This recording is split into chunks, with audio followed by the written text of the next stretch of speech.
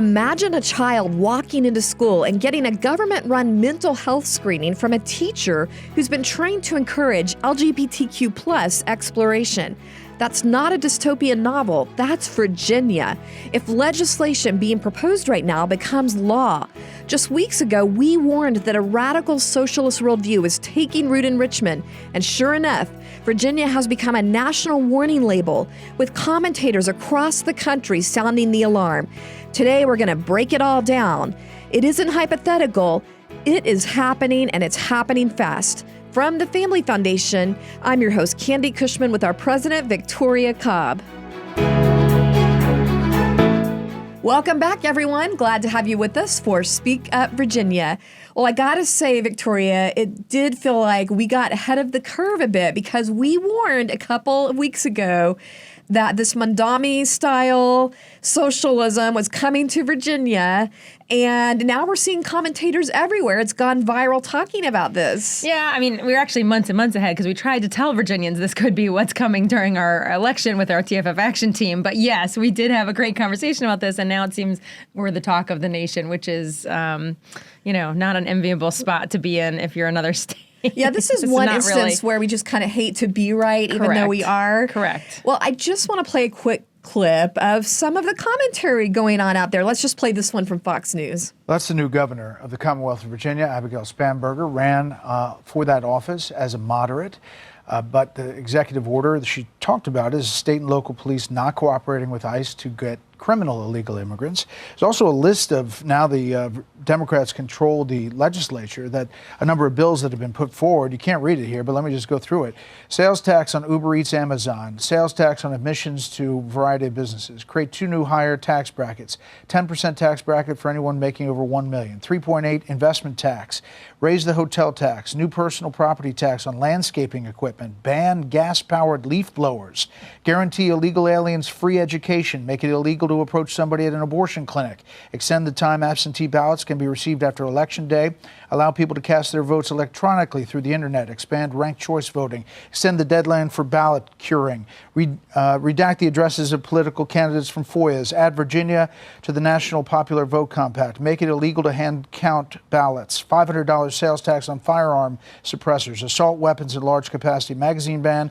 11% sales tax on all firearms and ammunition. Prohibit outdoor shooting of a firearm less than 5 acres. Lower the criminal penalties for robbery. Ban the arrest of illegal aliens in courthouses. Remove mandatory minimum sentences. Allow localities to install speed cameras. And replace Columbus Day with Indigenous Peoples Day.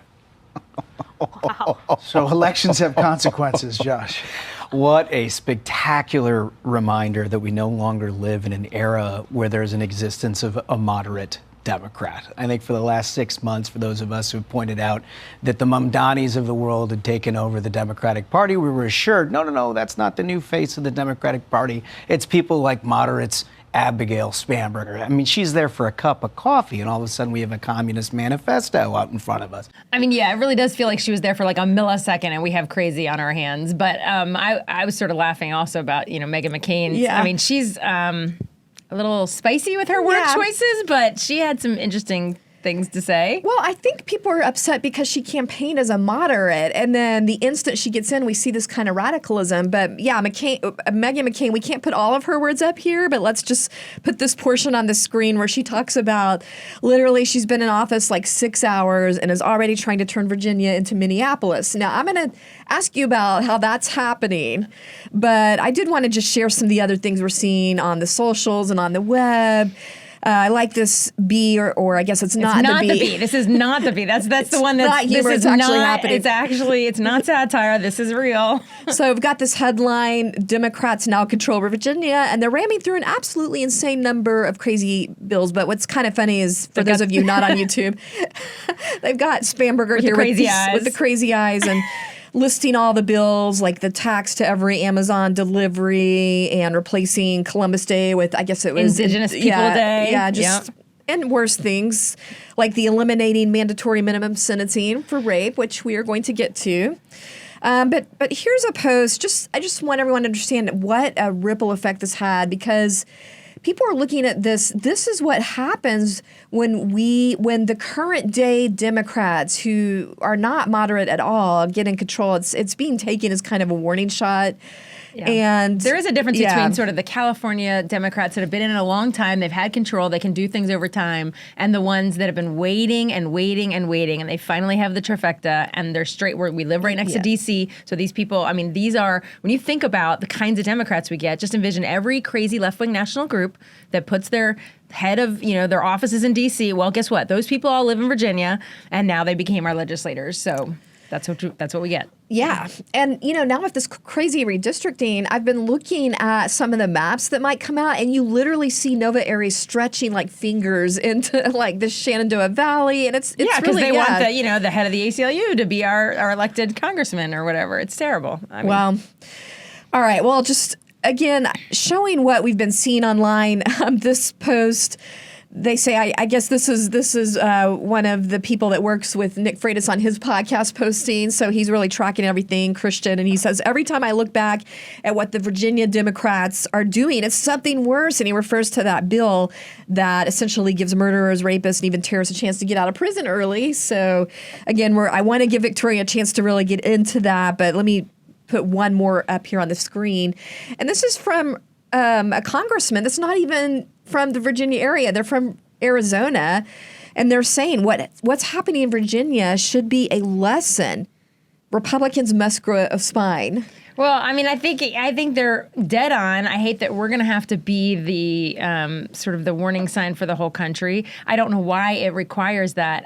This has been obvious with watching Democrats everywhere. They're getting more and more aggressive, more and more liberal, and you give them all three branches of your, you give them the whole government, you give them your governor and your House and your Senate. This is what happens. It's embarrassing to watch. And I know what's going to happen. This is just what always happens is that then I go to these national meetings and it's always poor Virginia. I'm already getting it all over my group chats, that all my other states are kind of, we feel bad for you. I got a funny little text that somebody said, every time I hear about Virginia in the news, I've been praying for you. And they said, so that's been a lot. Yeah, how do you feel about being a literal warning label? I know. It's not ideal. All right, well, let's get into the tangibles here. Let's talk about that list that the Fox show that we highlighted a minute ago put up there, because it had been circulating on X, this list of horrible bills. And let's talk about one of the most outrageous ones first. This thing where they're eliminating mandatory minimum sentencing for pretty much all felons, serious felonies, including manslaughter, rape, assaulting a police officer, even it looks like distribution of child pornography. What on earth is going on? Well, I just feel like we have to remind people why we have mandatory minimums. We have them so that it's a deterrent, so that a criminal knows this isn't going to be something where some judge is going to be able to kind of give you a pass, or your lawyer is going to be able to weasel you out of it like some long sentence. This is intended to be very clear, to prevent crime and to keep bad people locked away for a certain period of time to make sure that the streets are safe. And so this is, it's a true stunning thing to think about people who actually want to get criminals back on the streets faster. I have nothing to even understand that kind of mentality. Like, my brain cannot wrap itself around who wants that, and why would you ever put that forward in a piece of legislation. Yeah, especially since that's one thing that maybe Democrats won't have all voters on, because they get upset when their communities become safe havens for crime. Why would you want to send the signal that you're starting out that way, to put, potentially put rapists back out on the streets early? I have no idea what would possess you to do that. But I also couple this in my head. I immediately also noticed the bill where they've basically started to talk about removing qualified immunity from police officers. So for people who don't understand that means a police officer has something called qualified immunity, which means if they have to make a split-second decision in a criminal situation, you're dealing with somebody, a bad actor, and you make a split-second decision that maybe something doesn't go right, you're protected. It's like insurance is the way to think of it. If you get rid of that and people are personally liable, police officers become personally liable for every decision they make in those scenarios, guess what happens? We know this. They will stop being police officers. We will lose police officers. So we're going to set these guys free, and we're going to literally have fewer officers on the streets to handle the crime that these people commit while they're out there running around because we don't have mandatory minimums. Right. That combination is deadly to our community. Well, here's the other thing I was thinking about. At the same time, they're putting through all these new gun control laws. Right. The real criminals are the people that Right. want to protect themselves from these guys. And that's not an issue that we really are. There's other groups that handle that, but it struck me because you've got a completely upside down worldview when you're saying we've got to control these externals, we got to reduce crime, take away gun rights, and then at the same time lessening sentencing for felonies. I mean, you're ignoring the sinfulness of the human heart, which is what you get with the lack of a biblical worldview and trying to control things with externals. You're trying to say the way to reduce crime is not to punish crime, but to have all these external, controls. And it just brings to mind to me scriptures, the common sense scriptures. The Bible understands common sense, like in Ecclesiastes 8:11, just to mention one. When the sentence for a crime is not quickly carried out, people's hearts are filled with schemes to do wrong. So, well, because justice, like our hearts demand justice. God is a God of justice. And so imagine the rape victim. I mean, really, truly, imagine the rape victim where her rapist, because there's no mandatory minimum, gets some ridiculous sentence by some crazy judge. And I mean, just that's going to fuel bitterness, anger. Like that doesn't move things forward. I mean, that's the reason justice works in a society, is because when justice is served, when a criminal has the right sentence, at least the victims feel some sense of wholeness. You're never going to get back whatever you lost, right? But I mean, you at least settle into sort of a sense of like, okay, things have been put back as best as they can.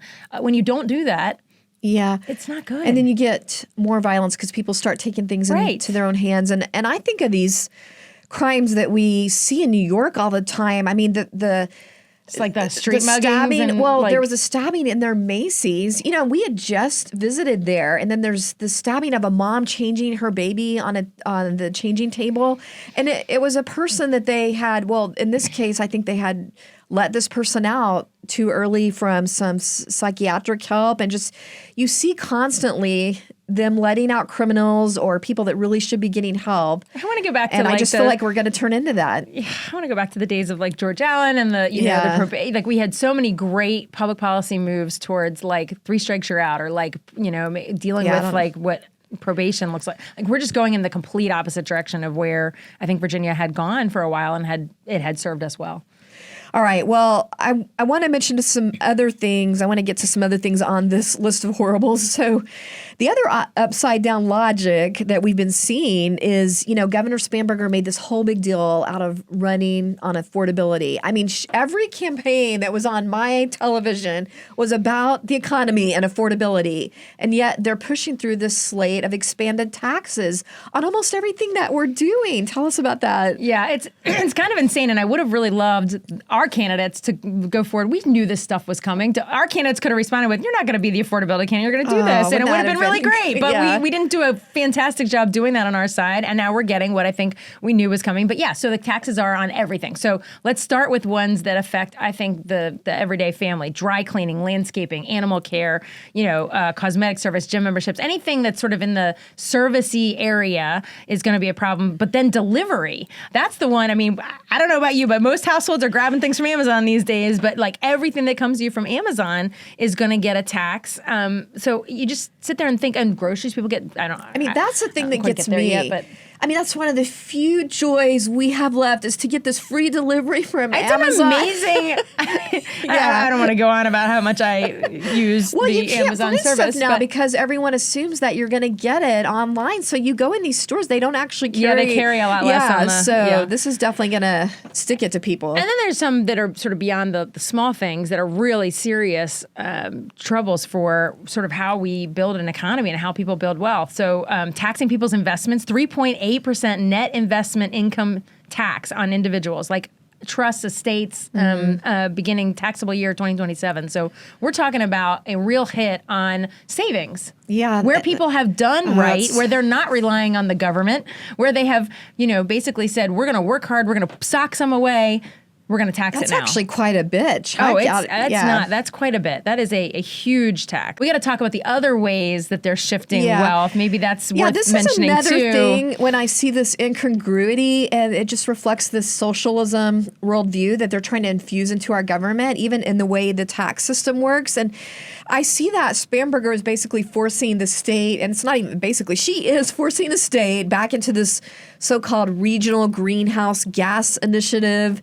This is the thing that puts these draconian limits on carbon emissions. It really affects utility companies like Dominion that we have already seen. They do pass on. They have said they pass on the cost to us in our utility bills. And so I was looking in the news what they're saying about this, how they're trying to justify it.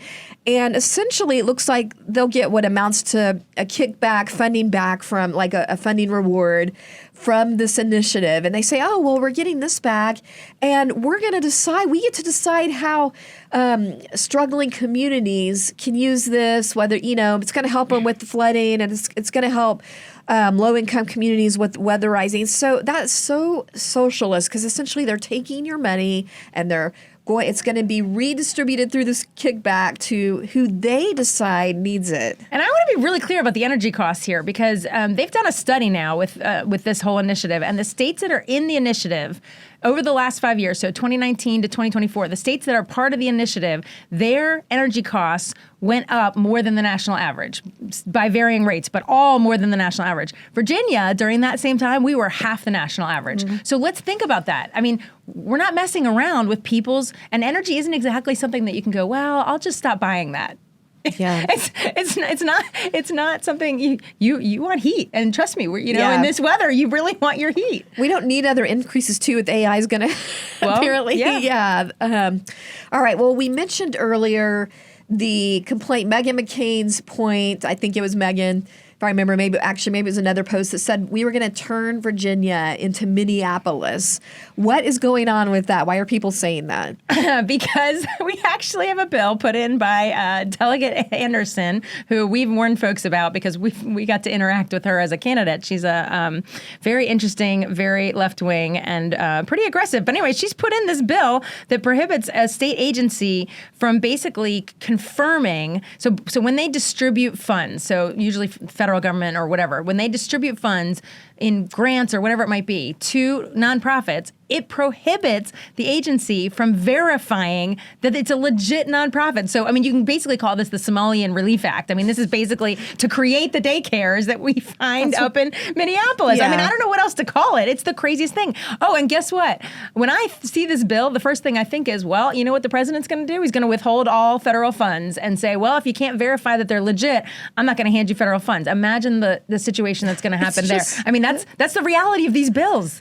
This really is crazy, because here we're watching in Minnesota in real time, $9 billion worth of fraud because there was no accountability, and we're trying to legalize the same thing. It literally says, it's like a one-page bill that literally says it would be against the law for you to try to get proof of what they're actually doing, eligibility, basic things, and other, here we have no common sense again. It reminds me of, I mean, this sounds terrible, but everybody says, oh, no one wants election fraud, but then they pass bills where you can't even recount things, or the mail comes in, 2 weeks later or whatever. This is the same thing. It's like, oh, nobody wants fraud. You're literally passing a bill to create fraud. There's no way this does not create fraud. Well, essentially, when we look at the bigger picture here, this is happening. You're getting this kind of lunacy that just doesn't add up in any common sense way, because it's what happens. It's what happens when you have a socialist, godless mindset taking over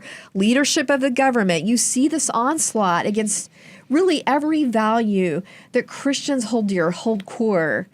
And I think we've got to see the bigger picture of why, connecting all those dots. So you're also seeing the, extreme abortion proposals, the euthanasia is coming down the pipeline too, the attack on parental rights.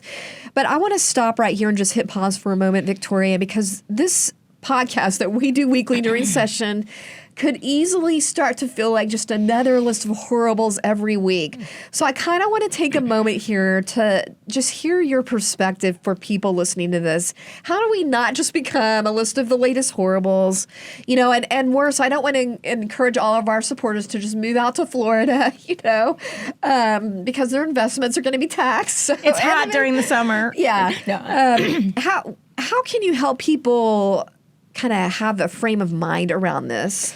Yeah, I mean, I just think it requires a biblical worldview to understand what Scripture says about all these things. And I really do. I think about, you know, in Jeremiah where the people are in exile and they're told to plant gardens and grow families. Like they're not instructed to you know, like hunker down and like you know, either pretend it's not going on or like, you know, I think, but also I think about. We send missionaries into really hard places, right? As a country, Yeah. we send, you know, as Christians, we send missionaries into some of the hardest places. Why? Because they need the gospel. Well, the gospel is comprehensive. It is salvation under, you know, under the blood of Jesus, but it is also the truths. They're all throughout Scripture. People need those truths. And okay, Virginia right now is abandoning the truths, sort of the layer. I mean, we haven't yet sort of closed the door to the gospel. I mean, quite totally yet. I mean, there are places where it's getting harder and harder, but we have to be missionaries of the truth. Like we have to stay and plant a flag and say, this is what is true. Boys are boys, girls are girls. Like no matter what happens with our government, there need to be people here still standing. There's times when we're called to be Jeremiah prophets and speak truth to people that don't want to hear it.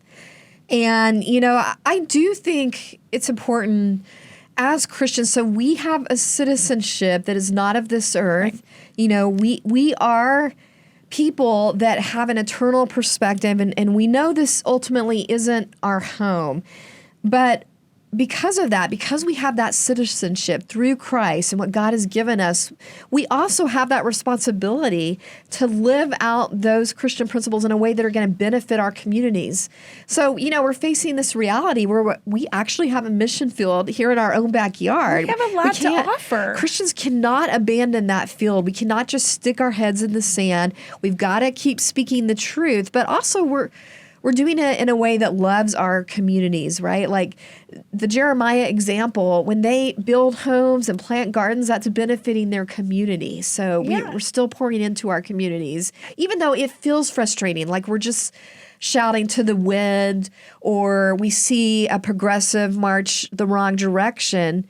We are still called to pour in Christ's love. Well, I don't see anywhere in Scripture where something gets hard and the answer is go run. I just don't see it. I don't have the story to back up like the environment gets tough, so God says go find a beach somewhere. He does the opposite. It's just not there. And unless you're live and you're leaving and then you're, we're not quite there yet. I mean, he literally directly said, "Get up and go," and it's because we're trying to avoid that. Yeah, I mean, I'm not going to say God doesn't call anybody, but I mean, it's not just like you're uncomfortable. Okay, sorry. Like, let me make you more comfortable. That's not.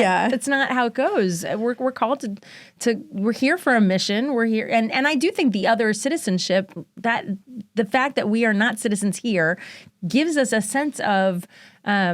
Anchor when you could feel sort of lost in all of this. You don't need to. There's no reason to feel lost. We know who wins at the end. We know how this goes. We just have to endure some difficulty. But also, politics is not a pendulum. I mean, in a very sort of non-biblical way, just sort of reality. Politics swings. It swings far. It swings back. It changes over time. People ought not feel hopeless or feel that nothing can turn around. I mean, you know, we had 2 years of really rough liberal rule for a while, and then we elected 3 godly Christians to the statewide offices that did improve the situation for 4 years. So, I mean, let's take us all with reality. Helped. I think that's really helpful, Victoria. It helped me to hear you say that when we were talking, you know, the long-term view. And I know that's hard for people to really have patience with, but when you think about it, it's true. And just even further back, I mean, you think about in this country, it wasn't that long ago that we were a country with slavery. And that was something that was an entire pendulum swing, that you had to have that civil rights perspective. And a lot of the ways, the things that we are fighting for are, I think, civil rights no perspective, question. especially abortion. Yeah. I think about Wilberforce, you know, I mean, he fought for 30 years plus. Oh, I mean, what a relentless effort.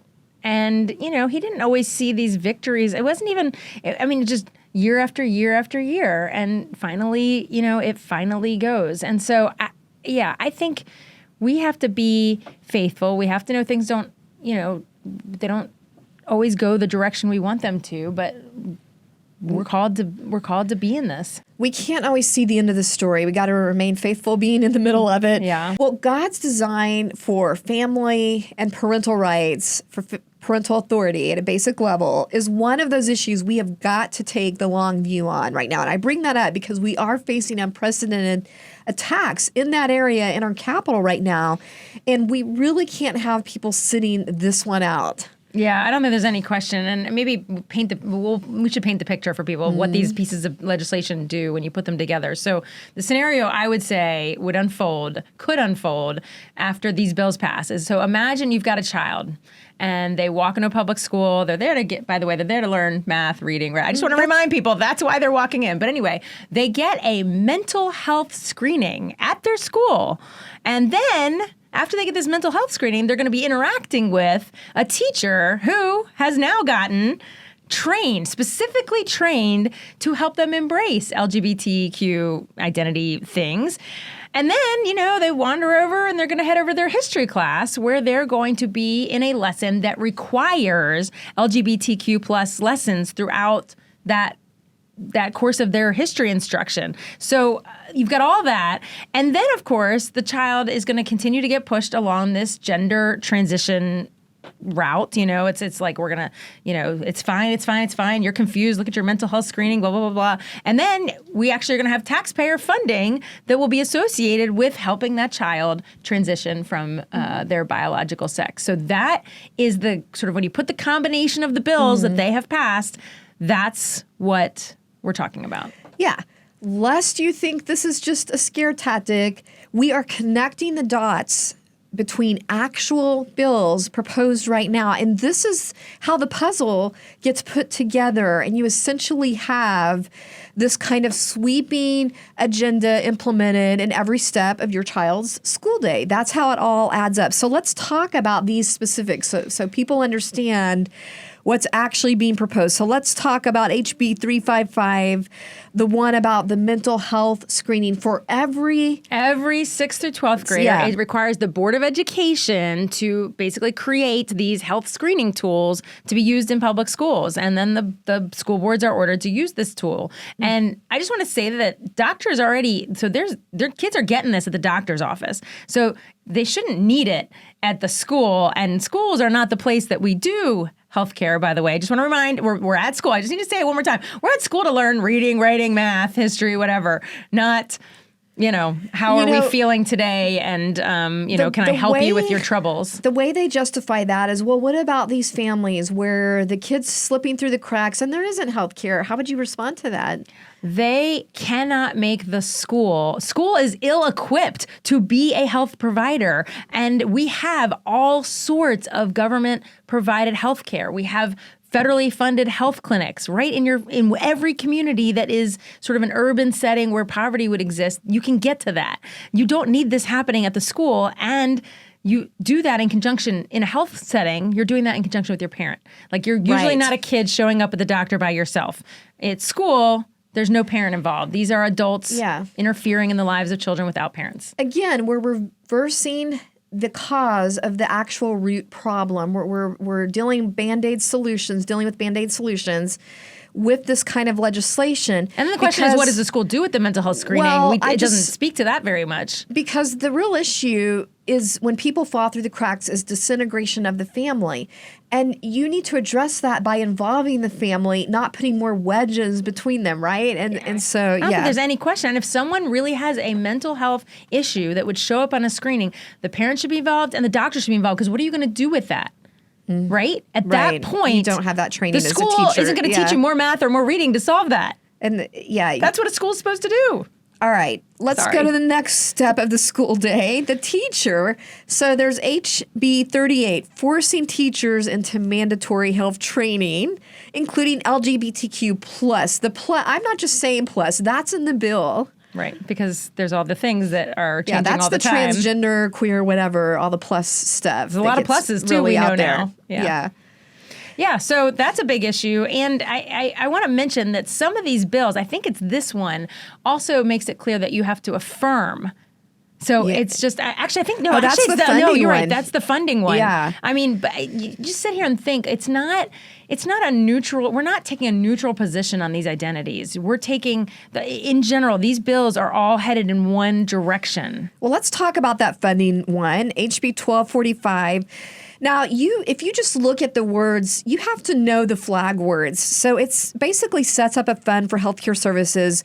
But here's the key words: to populations protected by the Virginia Human Rights Act. How is that significant? Well, the Virginia Human Rights Act, the big deal that was made was the human rights are all around now the sexual orientation stuff. So it's all gender and sexual orientation. That's the same thing that schools ran into, when it's kind of like the Virginia Values Act. They're all tied together. It's this idea that we're going to we're going to create a special class of individuals, and they will have rights that are sort of protected in a way that... So that's what the whole Human Rights Act is devoted to. And now you got this funding stream centered around that. And like you said, then it has this language explicitly prohibiting those same funds from being able to help kids embrace their God-given sexuality, their biological sexuality. Kind of reminds me of, let me think, what did we have? Oh, the conversion therapy ban. Or yeah, well, that's what they call it. What they call it. Yeah. But it's it all has to be one way. Well, our law center basically proved that was unconstitutional. So I'd like to see where that goes with this, because again, this one-way direction is not fair to kids. There are kids that are struggling that want to embrace their biological gender. Why can't we help them? Well, I feel like the effect of this, especially the teacher training, it puts teachers unfairly in this place to try and be gender identity therapists, that they really shouldn't have to be in that situation. And there's going to be teachers that have real conscience and religious objections with this. So I just envision the litigation that this is going to cause when these teachers are unwilling to push in this direction the way the schools want them to, but they would like to still teach reading, writing, and math. Yeah. I mean, I'm just envisioning what's going to show up at our law center. Yeah, some people might remember we had a situation like that in Harrisonburg, I believe it was, where the teachers did not like having to be put in the position of hiding things from parents, among other things. And I think they were successful in challenging that, but you're going to have more of those types of situations if this stuff goes through.